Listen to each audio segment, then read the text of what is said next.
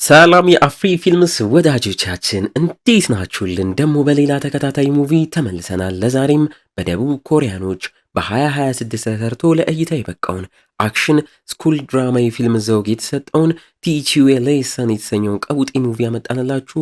እንዲሁ የኮሪያ አዳዲስ ሙቪዎችን እንድናመጣላችሁ ይህን ቪዲዮ በደንብ ላይክ እያደረጋችሁ ለብዙ ሰው እንዲደርስልን በማድረግ አብሮነታችሁን አሳዩን። ይመቻችሁ። ሰናይ ጊዜ። ሙቪው የሚጀምረው ጂዮሚን የተባለ ተማሪ ከእንቅልፉ ነቅቶ ወደ ትምህርት ቤትም ለመሄድ እየተዘጋጃጀ፣ ጂዮሚንም እኔ ትምህርት ቤት መሄድ መሮኛል፣ ምክንያቱም ትምህርት ቤት ላይ ለእኔ ሲኦል ስለሆነ ምን አለ ተኝቼ ሳልነቃ ከ2 ዓመት በኋላ ነቅቼ ትምህርት ጨርሼ ተመርቄ ባየው ትምህርት ቤት እየሆነብኝ ባለው ነገር ሳቢያ አሁንማ ሞትን ራሱ መፍራት አቁም ያለው እያለ ልክ ወደ ትምህርት ቤት ሲገባ ፎቅ ላይ ዲዮሱክ የተባለ ሌላ ተማሪ ራሱን ፈጥፍጦ ሊያጠፋም እንደተቃረበም እያየ ከጥቂት ቀናት በፊት ይኸው ዲዮሱክ የተባለው ተማሪም ጉልበተኛ ተማሪዎችም ሰብስበው መወልወያ እንደ ጸጉር እያደረጉበት እየተሳለቁበት ጂዮሚንንም የመወልወያው ቀይ ሪባንን ያሰሩበትን እንጨት ስጠውም እያሉ እያስገደዱት ሁለቱን ተማሪዎች ያሰቃዩቸውን ጊዜም እያሳዩን ዲዮሲክን ለዚህ የዳረገውም ነገር አንዱ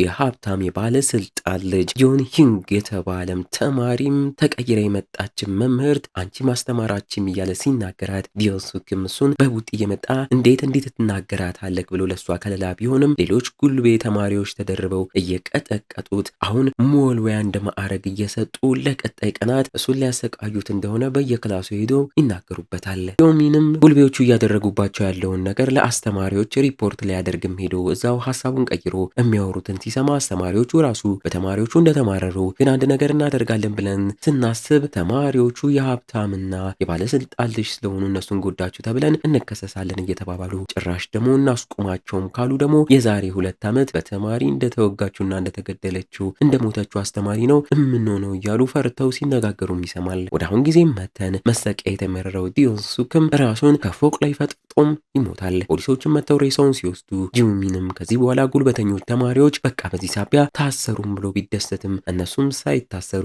ተረኛ የሚሰቃየው እሱንም አድርገው ማሰቃየታቸውን ይቀጥላሉ። መወልወያም እንደ ጸጉር እያደረጉ አልኮል በግድ እያጠጡ ያሰቃዩታል። እሱም ራሱን ከፎቅ ላይ ሳያስበው ሊከሰክስም ፎቅ ላይ ወጥቶ ፈርቶም ይመለሳል። በሌላም በኩል ቆየት ብሎ አንዱ ጉልቤ ተማሪም እየመታ መለሰክ እኔ ምታኝም እያለ እያሰቃየው ጉልቤው ተማሪም እሺ እኔ ልጨፍልልክ በጥፊ ምታኝም ብሎ ፊቱን በሰጠው ሰዓት አንድ ጥቁር በጥቁር ሱፍ ያደረገ ግለሰብም እዛ ደርሶ በኃይል በጥፊ መቶም እያራቀው ጉልቤው ልጅም አይኑን ሲገልጥ በሌላ ሰው እንደተመታም ሲያይ ማናባክ ነህ አንተ አዲስ አስተማሪ ነህ ወይ እያለ ደጋግሞ ሰንዝሮ ሊመታው ቢልም ከአንድም 3 ጊዜ በጥቁር ለባሹ ሰውዬ በጥፊ ተመቶም ይዘረራል። ጓደኞቹም እዛ ደርሰው የጓደኛቸው መሆኑም ካዩ በኋላ የጉልቤዎቹ መሪ የሀብታም ባለስልጣን ልጅ ሆነው ጁን ሂንግ የተባለውም አዲሱን አስተማሪ እያየው ማነህ አንተ አዲስ ኮንግ ተማሪን እንዲመምታት አትችልም እኮም እያለ በቪዲዮም ተቀርጸካል ትከሰሳለክ እያለም ያስፈራረዋል።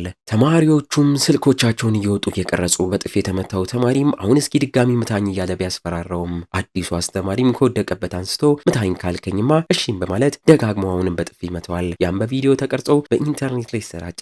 ወዲያው የትምህርት ቤቱ ስራ አስኪያጅና ረዳቱም እዛ ደርሰው ማነህ አንተ አዲስ መምህር ነህ ወይ እያሉ ሲጠይቁት መታወቂያውን አውጥቶ እያሳያቸው ከኮሪያን የትምህርት ቤቶች የተማሪዎች መብት ጠባቂ ቢሮም እንደመጣና ኢንስፔክተር ሐዋጂን እንደሚባል ይነግራቸዋል። እነሱም ግራ ተጋብተው ስለዚህ ቢሮ ምንም ሰምተን አናቅም ምንድነው ስራውም ሲሉት ጥሩ ከሰሞኑ የተመሰረተ አዲስ ቢሮ ነው ስራችንም የሚሆነው የትምህርት ቤቱ የሚበደሉ ተማሪዎችን ለመጠበቅ ልክ ከሰሞኑ እናንተ ትምህርት ቤት ራሱን እንዳጠፋው ተማሪና በትምህርት ቤቱም አግባብ ያልሆነ ከህግ ውጪ የሚንቀሳቀሱ ተማሪዎችም ካሉ እነሱን ለመቅጣት ለማስተማር የተቋቋመ መስሪያ ቤት ነው የሚላቸዋል።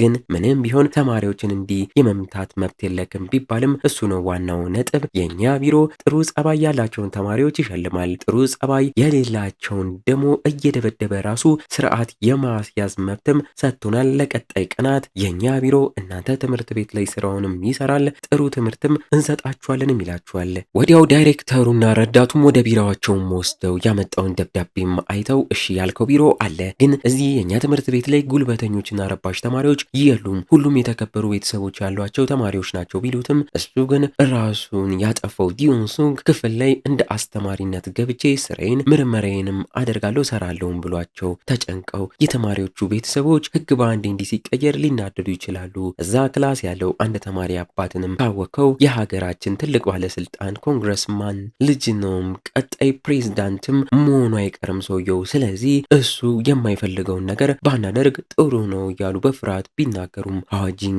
ግን እናንተ እሱን ነው የምፈሩት፣ ትምህርቱ መበላሸቱ ምንም አያሳስባችሁም እያለ እየተገረመ ከዚህ በኋላ የአስተማሪያቸውም በመምሰል ወደ ትምህርት ቤት ወደ ክላሳቸው ገብቶ የሚሆነውን ሁሉም እንደሚያደርግም ስራውንም እንደሚጀምር ይናገራል። በቀጣይም የጉልቤዎቹ ክላስ ላይም ገብቶ አዲሱ መምህራቸውም እንደሆነም ይናገራል። እነሱም እየተበሳጩ እሱም ስም መጥራትን ጀምሮ ሁሉንም በስማቸው እየተዋወቀ ልክ ዲዮንሱንግ ጋም ሲደርስ ዝም ተብሎ የሞተው ተማሪ እሱ እንደሆነ ማውቆ ግን ምን ሆኖ ራሱ እንዳጠፋ እስኪ ንገሩኝ እያለም ይጠይቃቸዋል። አንዱ ጉልቤም ታዲያ የቀለደ ዲዮንሱንግ ራሱን ሊያጠፋ የወሰነው ውጤቱ ስለወረደበት ነው እያለም ሲለፈልፍና ሲቀለድ ሀውጂንም አፉንም እየያዘ ዝም እንዲል እያደረገ ተማሪው ተመልሶ ሊጣለው ቢሞክርም በመጽሐፍ አናቱንም እያለ ያስቀምጧል።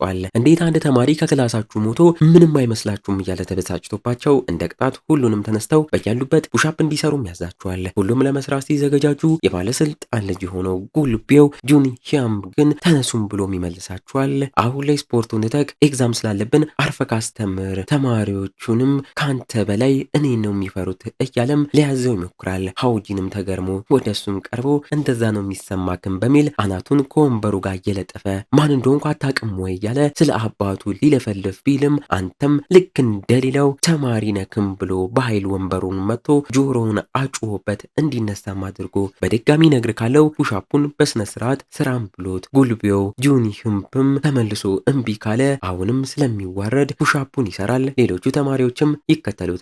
ምሳ ሰዓት ላይ ራሱ ጉልቤው ጁን ሂምፕም ከጓደኞቹ ጋር ሰልፍም ዘሎ መጀመሪያም ላይ ሆኖ ምግቡን ሲያስደርግ አሁንም ሀውጂን አግኝቶት ተመለስና በስርዓት ተሰልፈክ ውሰድ ቢለውም ሂያንጁንግን አልሰማም በማለት በእጁ ምግቡን አድርጎ ቆሻሻ መጣያ ውስጥም ጥሎ ሊሄድ ቢልም በእርግጫ እየተመታ እንዳለ ምግቡ እላዩ ላይ ተደፍቶበት በእርግጫ የመታው ሀውጂንም ይቅርታ ምግብ እንዲህ ሲባክን ማየት አልወድም እያለ መወልወያም እየሰጠው እንዲያጸዳዳም እያደረገ መወልወያውን ጭንቅላቱ ላይ እያደረገበት ልክ እሱ ተማሪዎችን እንደሚያሰቃየውም አድርጎት ወደ ስራው ይመለሳል። አመሻሽ ላይም የጁን ሂዩንግ ቤት ላይም ሀውጂንም ተገኝቶ ከሚፈራው ኮንግረስማን ከተባለው አባትየው ጋር ተገናኝቶ ልጅክ የሰጠውትን የጽዳት ስራም ሳይሰራ ነው የመጣውም እያለ እየተናገረ እዛው ልጅየው ጁን ሂዩንግም ሲደርስና ሲያዩ እየተደናገጠ ይህ ሰውዬ በዲዮንግ ሶንግ ሞት እኔ ተጠያቂ እያደረገ አልፋታ ብሎኛል እያለ ለአባቱ ቢያቃጥርም ሀውጂን ግን ኮንግረስማን አባትየውን አንተ በንግግርክ ላይ ሁሌ እንደምትለው ሰዎች እንደ ሰዎች፣ ፖለቲከኞች እንደ ፖለቲከኞች ስለምትል አሁን አስተማሪዎች እንደ አስተማሪዎች የበላይ ሆነው ተማሪዎች እንደ ተማሪም ሆነው መማር ነው ያለባቸውም እያለ ስህተት ሰርተክ እንዳይሆን ቢባልም በጭራሽም ብሎ የጂሁንግን ጆሮም አንጠልጥሎም ይወስዷል። አባትየውም ይገረማል። ጂሁንግንም ትምህርት ቤት ላይ ያሉትን መጸዳጃ ቤቶችንም እንዲያጸዳም በማድረግ ሲጨራርስም እቃዎቹን እንደነበሩ መልስም ብሎትም ቢሄድም ጂሁንግ ግን ሆን ብሎ ራሱን በራሱ አናቱን እየመታ ሀውጂን እሱን የመታውም ለማስመሰልና ለማላከክም ያስባል። በንጋታው ሀውጂን ክላሱ ላይ በነበረ ሰዓት የጂሁን አባት እዛም ተገኝቶ ስለ ቢሮዋቹ በደንብ አጣርቻለሁ፣ ይሁን ግን ልጄ ላይ ትላንት ባደረግከው ነገርም በጣም ተናድጃለሁ፣ እንደዛ ማድረግ አልነበረብክም፣ ቆስሏል ቢለውም ሀውጂን ግን ልጅክ በራሱ ነው ቁስሉን የፈጠረውም እያለ እዛው አንድ ጥያቄ ልጠይቅክ፣ ዶክተሮች ደንበኞቻቸውን ከፈሯቸው በጥሩ ሁኔታ ያክሟቸዋል፣ ጠበቆችም ከፈሩ በደንብ ይሰሩላቸዋል፣ አስተማሪዎች ግን ተማሪዎቻቸውን ከፈሩ በደንብ ያስተምሯቸዋል ብለህ ታስባለህ ወይ እያለም ይጠይቋል። ባለስልጣኑ አባትየውም እየተናደደ ከቢሮዎቹ ጋር ችግር ውስጥ ልገባ አልፈልግም እያለ ቢናገርም ሀውጂንም የኛም ቢሮ ሀገር አቀፍ ስለሆነ አንተም ከቢሮችን ጋር ችግር ውስጥ ባገባም ጥሩ ነው ብሎም ያስጠነቅቋል። ባለስልጣኑ ሰውዬም ትምህርት ቤቱን ለቆም ሲሄድ ዮሚንም ከርቀት ያንን እያየ ጉልቤዎቹም እሱ ጋር መተው አንተ ነህ ወይ ዲዮንሱክ ከሞተ በኋላ ስለኛ አቃጥረክብን እንዲያደረከን እያሉ መሬት ጥለው ይደበድቡታል። እሱም መሮት ዲዮንሱክ ራሱንም ሊያጠፋ ወደ ፎቅ ላይ በወጣም ሰዓት ሀውጂንም ደርሶበት መልሶት ወደ ሜዳም ይዞትም ወርዶ ጉልቤዎቹ አንተን ብቻ መርጠው እንደሚቀጠቅጡክ አውቃለሁ፣ ግን እስኪ ራስክን ማጥፋት መፍትሄው እንደውም አይደለም ራስን ከመከላከል ጀምር ቢለውም ዮሚንም አንዴ ልከላከል ብልም በሌላ ቀን መጥተው ይቀጠቅጡኛልም እያለ እንደዛ ከሆነ ሮጠህ አምልጣቸው ሲባል እስከ መትች ሮጬ እችለዋለሁም ይላል። እሺ ለትልቅ ሰው ተናገር የሆነ የሚረዳክ ሰው አይጠፋምም እየተባለ እሱም አሁን ላይ ለመሮጥ ሩጫ ላለማምድክም ብሎም ያሯሩጧል። አመሻሽ ላይ ራትም እየጋበዘው ጂዮሚንም የጉልቤዎቹ ተማሪዎች ቤተሰቦች ከፍተኛ ኃይል ያላቸው ናቸው ቢለውም ሀውጂንም ታዲያ እኔም ኃይል ያላቸው ሰዎች አውቃለሁ አታስብ እያለው እሱ ሁልጊዜ እንዲህ ሲሰቃይ ለአስተማሪዎቹ እንዲናገር ካልሆነ ጓደኛው ካለም ለጓደኛ እንዲናገር ወይም ለቤተሰቦችህ ተናገር እያለም እየነገረው ጂዮሚን ግን ምንም ጓደኛ እንደሌለው ለአስተማሪዎቹ ቢናገርም አስተማሪዎቹም እንደዛው